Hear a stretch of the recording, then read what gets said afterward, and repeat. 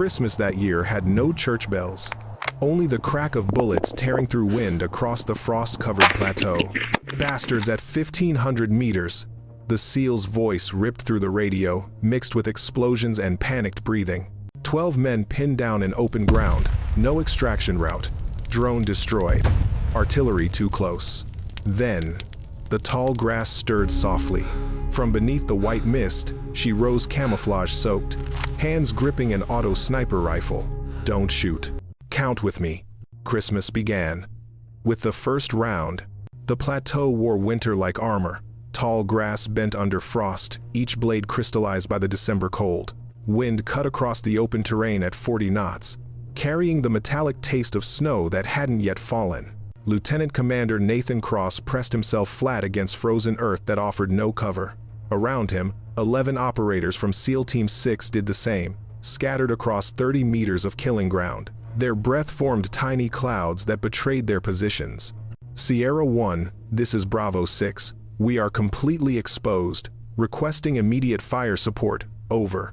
Static crackled. Then, Bravo 6, negative on artillery. Your danger close to civilian structures. Find hard cover and hold position. Cross closed his eyes. There was no hard cover. The intelligence briefing had promised a quick extraction after the target was secured. The compound should have been empty. Instead, they'd walked into a carefully prepared ambush. The first shot had come at 0847 hours.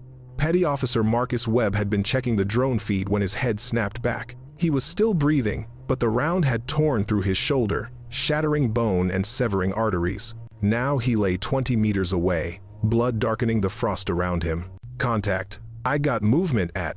Another crack split the air.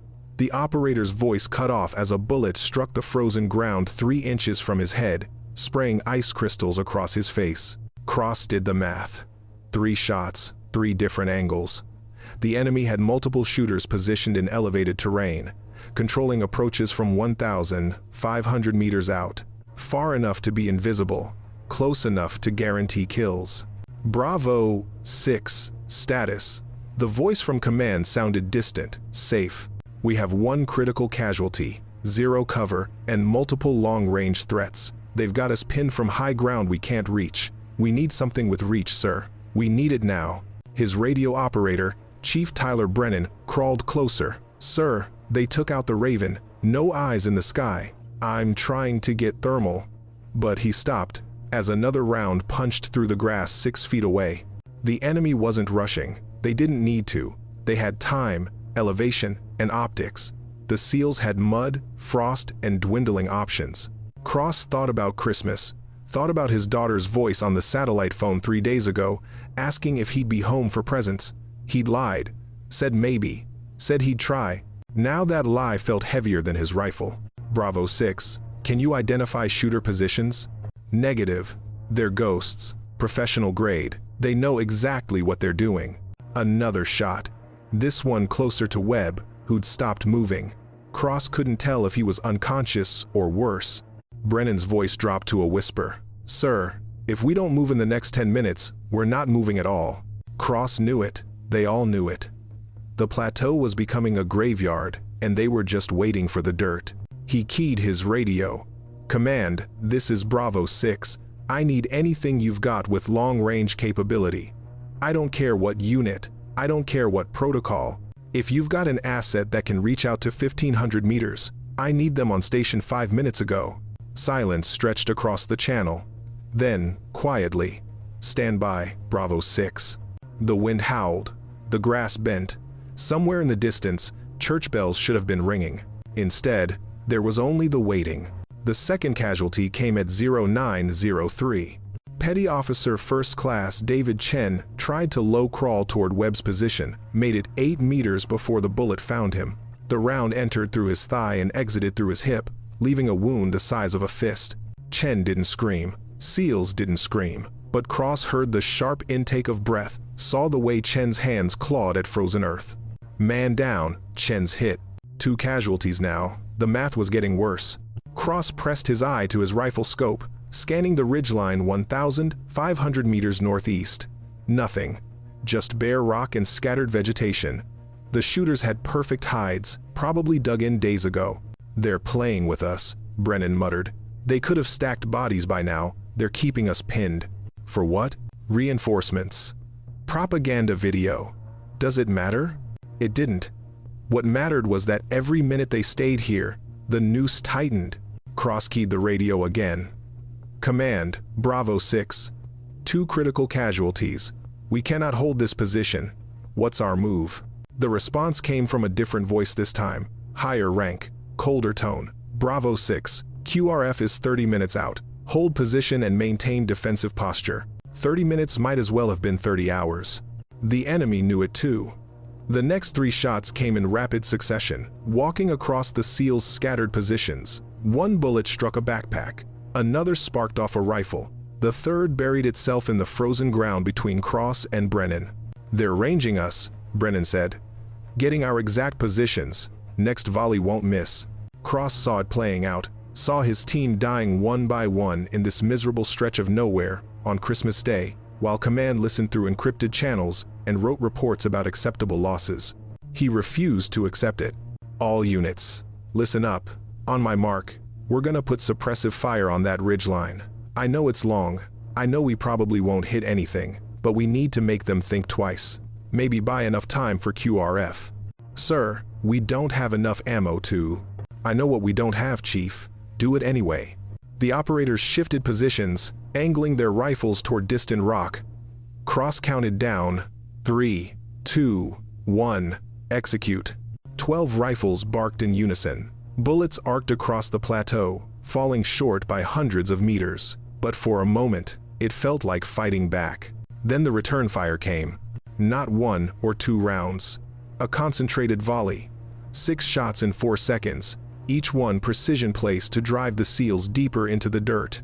Cross felt a bullet tug at his sleeve, heard another snap past his ear, close enough to leave a ringing sound. Brennan's radio sparked and died, electronics shredded by a near miss.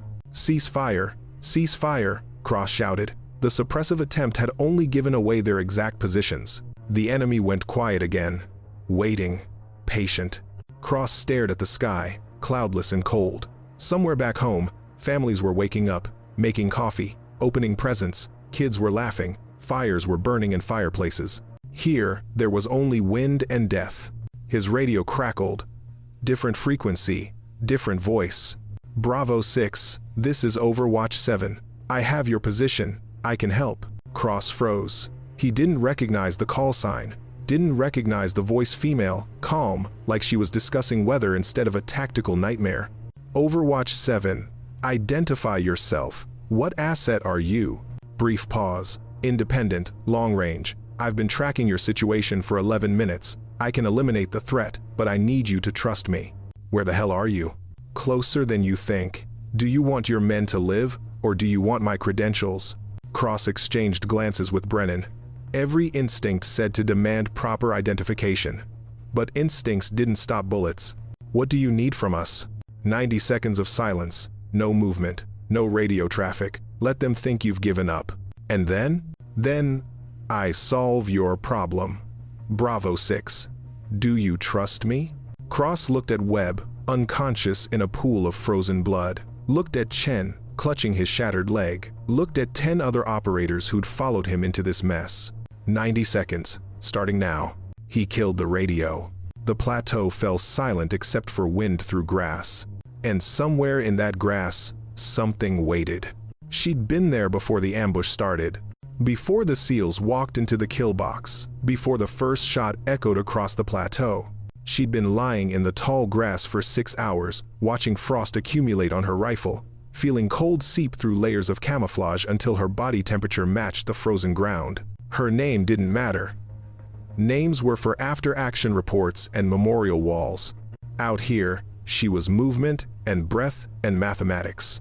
The auto sniper rifle rested on a bipod concealed beneath dead grass, suppressor attached, magazine loaded with 25 rounds of 7.62 mm NATO, each one hand-selected for weight consistency.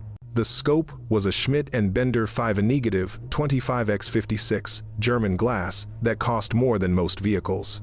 She'd zeroed it 2 days ago at a range outside Kandahar. Confirmed drops at 800, 1,000, 1,000, 200, and 1,500 meters. The weapon was ready. Now she just needed the targets to make mistakes. Through her scope, she tracked the enemy positions. 6 shooters, spread across a ridgeline that offered perfect overwatch of the plateau. They were good, disciplined.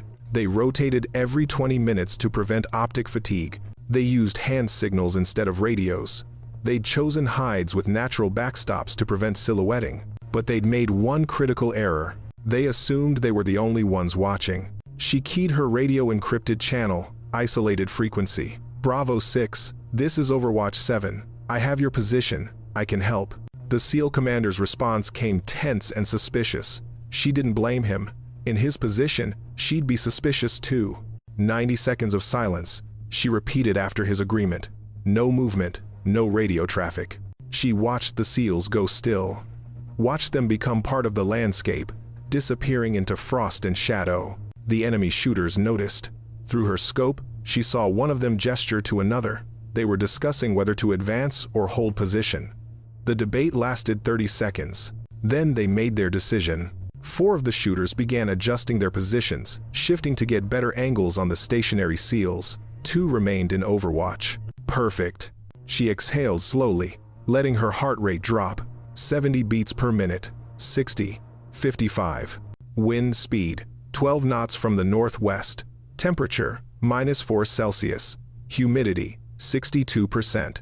Altitude differential, 200 meters. Her first target was the leftmost shooter, partially exposed as he repositioned. Range, 1,487 meters.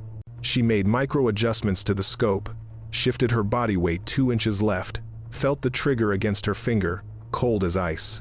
90 seconds were almost up. Time to keep her promise. There were stories about her, whispered in places where operators gathered between missions. Most people thought they were myths, exaggerations born from stress and sleep deprivation. A sniper who appeared from nowhere, who could read wind like some people read books, who'd eliminated targets at ranges that defied ballistic physics. They called her Ghost because you never saw her coming. They called her Tall Grass because that's where she hunted from. They called her Spectre because after she finished, you questioned whether she'd been real. Her real name was Captain Lauren Hayes, formerly of the 75th Ranger Regiment, detached to an unnamed unit that didn't officially exist. She'd spent 8 years perfecting the craft of long-range precision fire, had 147 confirmed eliminations across 3 continents, had been recommended for medals she'd never receive because the missions were classified beyond acknowledgement. 3 years ago, she'd lost her entire team on Christmas Eve. They'd been providing overwatch for a convoy when the ambush came. She'd been 2,000 meters away, too far to help, close enough to watch through her scope as 6 soldiers died. She'd eliminated 8 enemy combatants in 90 seconds, but it hadn't mattered. The convoy was already gone. Since then, she didn't take Christmas off, didn't go home, didn't pretend the holiday meant anything except another day to prevent what happened from happening again. When she'd intercepted the SEAL team's distress call this morning, she'd been conducting solo reconnaissance for a different operation. Their route crossed her position by pure chance. Or maybe not chance. Maybe the universe owed her one clean intervention. She'd moved into position while the SEALs were still approaching their target, had watched the ambush develop, had waited until she had perfect angles. Now, lying in frost-covered grass with a rifle that could reach out and touch someone from a mile away, she made a silent promise to men who didn't know she existed. Nobody dies today. Not on Christmas. Not while I'm watching. Her finger tightened on the trigger. 90 seconds were up. Wind shifted 2 knots. She adjusted left, half a mil dot. The target filled her scope. Male, late 30s, experienced posture. He was settling into a new firing position behind a rock outcropping. Rifle, barrel, just visible. Range, 1,487 meters, nearly a mile. The bullet would take approximately 2 seconds to reach him. In that time, it would drop 43 feet and drift 8 inches right. She'd done this calculation 1,000 times. Her breathing stopped at the natural pause between exhale and inhale. Her heart beat once, twice. On the 3rd beat, she pressed the trigger. The auto sniper rifle coughed suppressed, barely louder than a cough in the wind. The recoil was minimal, absorbed by the weapon's design and her body position. Through the scope, she tracked the bullet's flight. 2 seconds felt like forever. Then the target's head snapped back. He dropped out of sight behind the rock, rifle clattering away. She didn't celebrate, didn't feel triumph, just shifted her aim to target 2 before the others could react. Down on the plateau, Lieutenant Commander Cross heard a distant sound like a branch breaking. Then, through his binoculars, he saw movement on the ridgeline. One of the enemy shooters had fallen. What the Brennan started to speak, but Cross raised a fist for silence. 5 seconds later, another distant crack. Another enemy shooter dropped, this one tumbling forward from his hide. "Jesus Christ," someone whispered. "Who is that?" Cross didn't answer. He was watching the ridgeline, watching targets disappear one by one, precision eliminations at a range most snipers wouldn't attempt. Overwatch 7 was real, and she was hunting. Lauren worked methodically. Target 3 tried to relocate after seeing his companions fall. She caught him mid-movement, bullets striking center mass. The auto-sniper's semi-automatic capability meant she could fire, adjust, and fire again within seconds. Target 4 was smarter. He'd gone completely prone, making himself a minimal target, but he'd chosen a position with poor backdrop. His outline was visible against lighter-colored rock. She aimed for the shadow where his head should be. Fired. The shadow stopped moving. 4 down. 2 to go. The remaining shooters had figured out they were being hunted. Through her scope, Lauren saw them frantically scanning their surroundings, trying to locate her position. One was pointing northwest, wrong direction. The other was attempting to relocate entirely, abandoning his rifle and preparing to run. She let him run 3 steps, then put a bullet through his spine. The last shooter made a desperate choice. He opened fire blindly toward the plateau, hoping to kill as many SEALs as possible before he died. Lauren watched the muzzle flash, calculated his exact position, adjusted for his panicked breathing pattern affecting his aim, fired twice. The first round struck his rifle, destroying the optic and upper receiver. The second round found him as he tried to draw a sidearm. 6 targets, 90 seconds, 0 missed shots. The ridgeline went silent. Lauren remained motionless for another 30 seconds, watching for movement. When none came, she keyed her radio. "Bravo 6, you're clear. All threats eliminated. Get your wounded to the extraction point." Cross's voice came back, rough with disbelief and gratitude. "Overwatch 7. Who the hell are you?" She didn't answer, just watched through her scope as the SEALs began moving, carrying their wounded toward safety. Her work was done. Almost. But the enemy had reserves. Lauren saw them through her scope before the SEALs did. 8 additional combatants emerging from concealed positions 1,800 meters south. They'd been held back as a second wave, waiting to see how the first engagement played out. Now they knew someone was hunting their hunters. They moved differently than the first group, more cautiously, using dead ground, coordinating movements with hand signals. These weren't just shooters, they were a professional counter-sniper team. She keyed the radio. "Bravo 6, you've got company. 8 more, approaching from your 6 o'clock. Get your people moving, now." Cross responded immediately. "Copy that. How much time do we have?" Lauren calculated their movement speed, terrain, and the SEAL's current position. 4 minutes. Maybe 5. "Can you engage?" She could, but the mathematics were harder now. Longer range, moving targets, and they knew she was out there, which meant they'd be actively trying to locate her. "Affirmative. Keep moving. Don't stop for anything." She watched the enemy team split into 2 groups of 4. Classic counter-sniper doctrine: 1 team to fix the target, 1 to flank and eliminate. They were spreading out, making themselves harder to engage as a group. Smart, but not smart enough. The auto-sniper rifle gave her an advantage most snipers didn't have: follow-up shots without losing the sight picture. She could engage multiple targets in rapid succession, something impossible with a bolt-action platform. She selected the leftmost target in the advancing group. Range 1,842 meters. Wind had picked up 15 knots now, gusting to 18. That meant more drift, more uncertainty.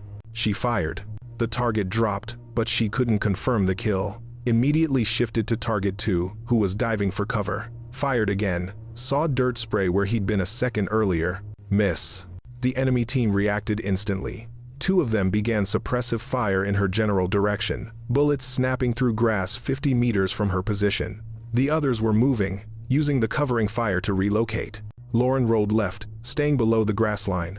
The auto sniper came with her, barrel never lifting above the vegetation. She counted to 5. Let them think they'd spooked her. Let them commit to their new positions. Then she rose slightly, just enough to get the scope above the grass, and fired 3 times in rapid succession. 3 different targets, 3 different points of aim, compensating for wind and movement with calculations that happened faster than conscious thought. 2 hits, 1 miss. The enemy fire intensified. They'd narrowed down her location to a 100-meter radius. That was too close. Time to move. Lauren had practiced this drill 1,000 times. Break down the bipod, collapse the rifle, low crawl through the grass using a route she'd memorized during her 6-hour wait. Bullets chewed through vegetation behind her. Whoever was shooting had switched to full automatic, trying to saturate the area. She crawled 30 meters. Stopped. Set up again in a new position with different angles. Through her scope, she found the shooter who'd been spraying bullets. He'd exposed himself to maintain his rate of fire. Bad mistake. She put 2 rounds center mass. 5 down, 3 remaining. But these last 3 had figured out her pattern. They'd gone completely static, hiding in positions where she had no angles, waiting for her to expose herself. Stalemate. Lauren checked her watch. The SEALs were 2 minutes from extraction. If she could keep these 3 pinned for just movement, southwest, the enemy team's flanking element was trying to circle around her position. They'd correctly guessed that she was alone and vulnerable to a ground assault. She shifted her rifle, tracking them through the scope. But they were using terrain perfectly, never exposing themselves for more than a second. This wasn't going to be a long-range engagement anymore. This was about to become very close and very personal. Lauren reached for the sidearm strapped to her thigh, a Glock 19 with 17 rounds. Not ideal for fighting 3 trained combatants, but she'd worked with worse. The grass around her rustled in the wind. Somewhere in that wind, death was coming. She welcomed it. The first attacker appeared at 40 meters. Lauren saw him through peripheral vision, just a shadow moving through the grass. She kept her rifle on the static targets, gambling that he wouldn't fire until he had a confirmed visual. 35 meters. Her hand moved to the Glock, fingers wrapping around the grip without drawing it yet. 30 meters. Through her rifle scope, she saw one of the static targets shift slightly. He was communicating with the flanker, coordinating their assault. 25 meters. This was the moment. The next 5 seconds would determine everything. Lauren made her choice. She fired the auto sniper at the static target who'd moved. A snapshot with minimal aim adjustment. Didn't wait to confirm, just rolled left, drawing the Glock as she moved. The flanker opened fire. Bullets ripped through grass where she'd been lying a heartbeat earlier. She came up shooting. 3 rounds from the Glock, center mass of the shadow. Heard a grunt, saw him fall, but his teammates were moving now. The stalemate had broken.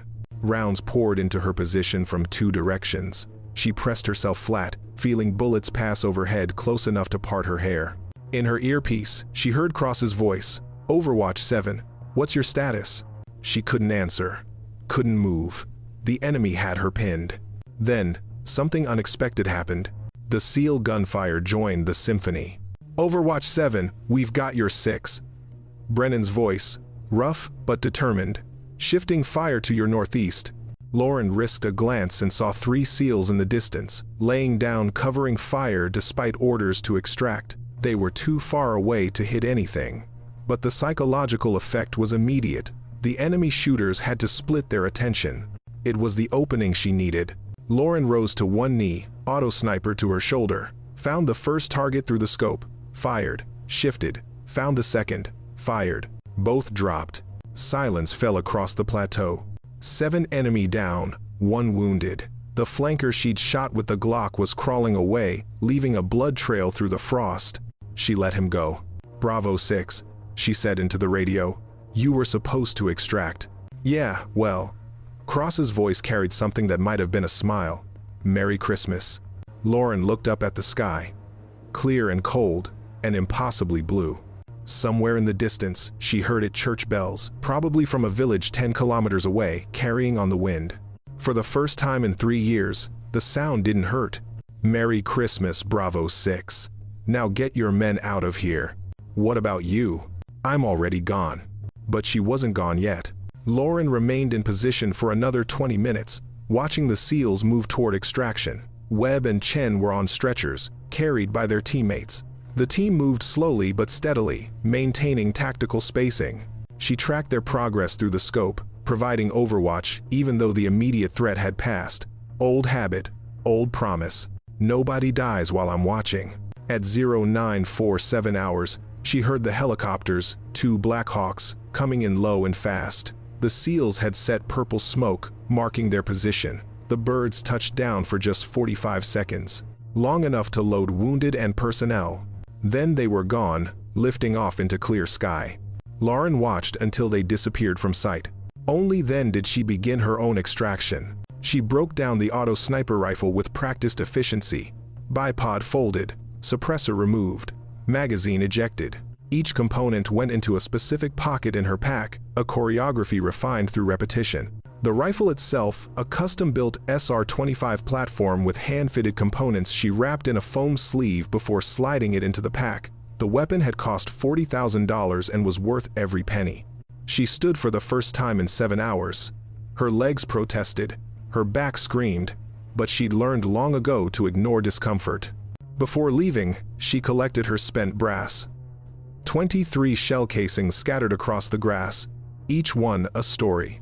She arranged them in the frost, not randomly, deliberately, in the shape of a Christmas tree. Small, simple, something the SEALs might find if they came back to investigate, or something that would disappear with the first snow. It didn't matter which. She shouldered her pack and began walking south, away from the plateau, away from the ridgeline, away from the day's violence. Behind her, the grass settled, the frost remained.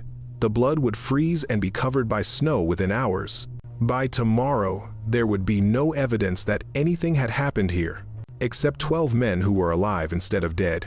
That was evidence enough. The debriefing happened 3 days later at Bagram Airfield. Lieutenant Commander Nathan Cross sat across from a colonel whose name tag read Harrison and whose expression suggested he'd heard some things he didn't quite believe.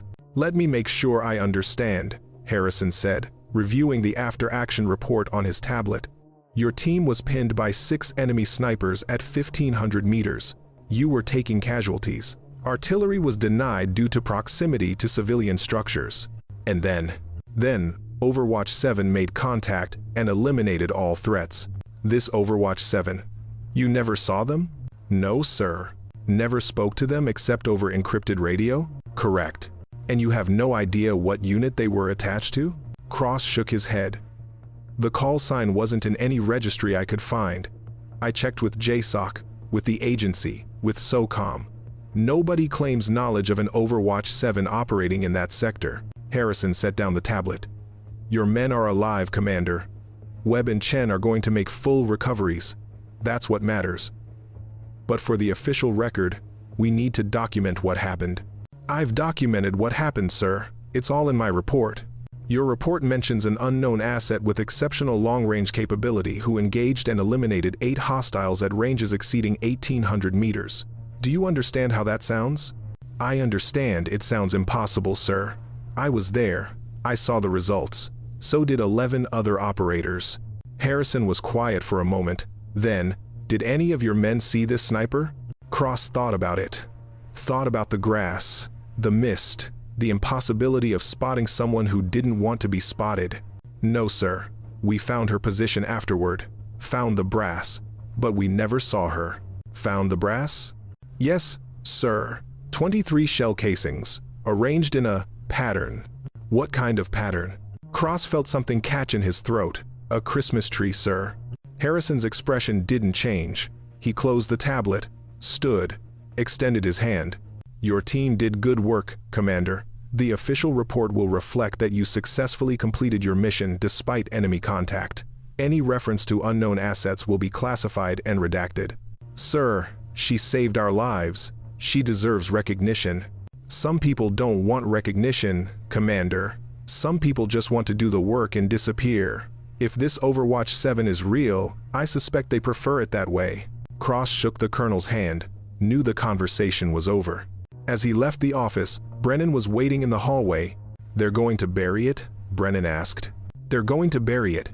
She saved 12 men on Christmas Day, and nobody's going to know?" Cross looked at his chief, thought about the voice on the radio, calm, professional, like she'd done this 100 times before. "We'll know," he said quietly. "That's enough." They walked in silence toward the barracks. Behind them, somewhere in the bureaucratic machinery of the military, a report was being edited. Names were being removed, details were being classified. By the time it reached the official archive, the entry would read, "Hostile forces engaged and neutralized by Bravo 6. Mission successful. 2 casualties, non-fatal. No additional support required." The Christmas tree in the frost wasn't mentioned. Overwatch 7 didn't exist. But 12 men knew the truth. And on Christmas Eve, for years to come, they would pour an extra drink for the ghost in the tall grass. 3,000 miles away, Lauren Hayes sat in a safe house outside Munich. Snow fell softly outside the window. Inside, a small space heater fought against the December cold. The room was sparse: a bed, a table, a chair. No decorations, no tree. Her rifle lay disassembled on the table. She'd already cleaned it twice, but cleaning helped her think. The mission had gone well. 12 men alive who shouldn't be. 8 hostiles eliminated. 0 friendly casualties beyond those already incurred. By any metric, a success. So why did she feel empty? She picked up one of the shell casings she'd kept, a memento, against regulation, rolled it between her fingers. The brass was cold. Her phone buzzed. An encrypted message from a number she didn't recognize. They made it home. All of them. BC. Bravo 6. Cross. Somehow he'd gotten her contact information, which meant he had resources she didn't know about. She typed a response. Good. Then deleted it. Some conversations were better left silent. Outside, church bells began to ring. Midnight. Christmas had officially arrived. Lauren stood and walked to the window, looked out at the snow-covered street, saw families through lit windows, gathered around tables and trees. 3 years ago, she'd lost her team on a night like this, had sworn she'd never let it happen again. Today, she'd kept that promise. Tomorrow, she'd do it again. And the day after. And every day until the mathematics failed, until the wind shifted wrong, until the bullet found her instead of her target. That was the deal. That was the choice. She picked up a piece of red fabric torn from an old patrol cap she'd worn in the Rangers, tied it carefully around the barrel of her reassembled rifle. A small decoration. A tiny acknowledgement. Christmas. They went home, she whispered to the empty room. That's enough. Outside, the snow fell heavier. Inside, Lauren Hayes cleaned her rifle one more time. Tomorrow, there would be another mission. Another threat. Another group of people who needed someone watching from the tall grass. She would be there, invisible, professional, precise. The ghost who kept promises. The specter who saved lives. The sniper nobody knew. And on Christmas Day, somewhere in the world, someone would go home because of her. That was the work. That was the life. That was enough.